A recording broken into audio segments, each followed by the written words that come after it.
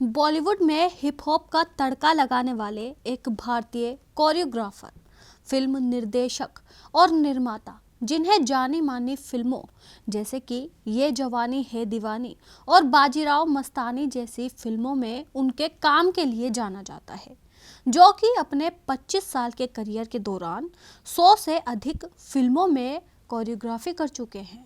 वहीं उन्होंने कई भारतीय कोरियोग्राफरों के लिए एक आदर्श के रूप में काम किया है और कभी कभी तो उन्हें दिन रात का होश तक नहीं रहता था। वहीं वे बॉलीवुड इंडस्ट्री में सबसे सफल और प्रसिद्ध कोरियोग्राफर माने जाते हैं और इसके अतिरिक्त वह लगातार 7 सीजन तक रियलिटी शो डांस प्लस के जज भी रह चुके हैं। दरअसल हम बात कर रहे हैं बॉलीवुड इंडस्ट्री का जाना माना चेहरा रेमो डिसूजा के बारे में, जिनका जन्म 2 अप्रैल 1972 को कर्नाटक के बेंगलोर में हुआ था और उनके पिता का नाम गोपी नायर है, जो कि एक नेवी ऑफिसर थे।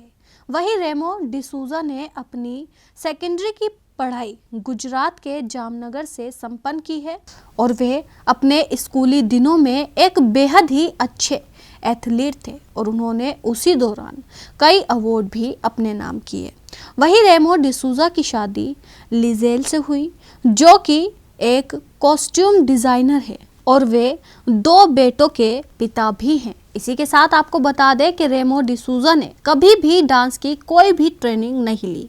उन्होंने डांस की शिक्षा माइकल जैक्सन के वीडियोस को देखकर ली है। दरअसल वे बचपन से ही माइकल के डांस मूव्स को देखकर उसमें अपने स्टेप्स खुद कोरियोग्राफ करते थे। वहीं पैसे की तंगी के चलते उन्होंने अपनी डांस क्लास सुपर बेट्स खोली और लोगों को डांस सिखाने लगे।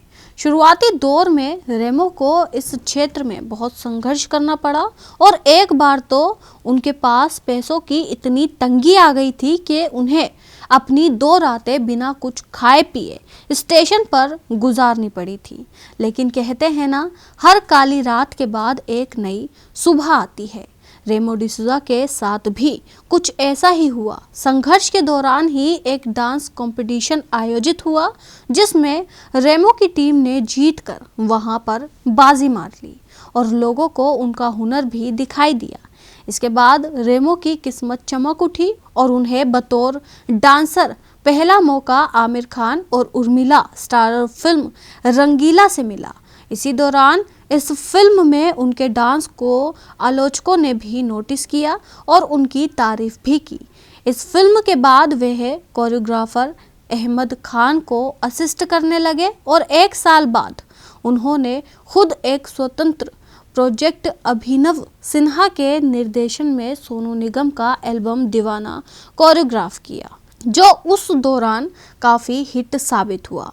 उसके बाद उन्होंने कई और बड़े निर्देशकों के साथ वीडियोस एल्बम में काम किया और उनके करियर का टर्निंग पॉइंट फिल्म कांटे का आइटम सॉन्ग इश्क समंदर रहा, जो उन दिनों बेहद हिट रहा था। और उसके बाद हिंदी सिनेमा में लोगों ने रेमो की काबिलियत को पहचान लिया। कई हिट फिल्मों के गानों को कोरियोग्राफ करने के बाद रेमो का करियर और उनकी प्रसिद्ध लगातार चढ़ती चली गई। उसके बाद उन्होंने निर्देशन की दुनिया में अपना कदम रखा और फिर पीछे मुड़कर कभी नहीं देखा।